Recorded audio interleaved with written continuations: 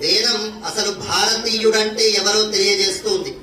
కృష్ణ యజుర్వేదంలో ఆరణ్యక భాగంలో అరుణ ప్రశ్నమని సూర్యనారాయణ ఉపాసన మంత్రాలలో ఎవరు భారతీయుడు? ఉత్తిష్ఠతమా స్వప్త అగ్నిమిచ్చధ్వం భారతాః అని వేదం తెలియజేస్తుంది. ఉత్తిష్ఠత, మేలుకొనండి, నిద్రించకండి. ఎందుకని? మీరంతా భారతీయులు. భా అంటే అగ్ని, రథ అంటే ఉపాసన.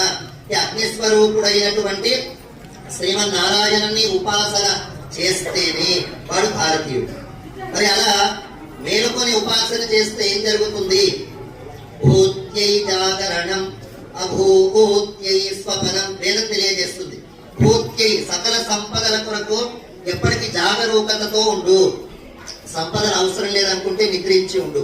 కనుక ఈ ధరిత్రి మొత్తాన్ని కూడా, సకల లోకాలని కూడా సూక్త్యాయస్యాః శృతి సుభగయ సుప్రభాత ధరిత్రి అన్నట్టుగా గోదాదేవి అలా మనందరినీ కూడా మేలుకొలిపింది.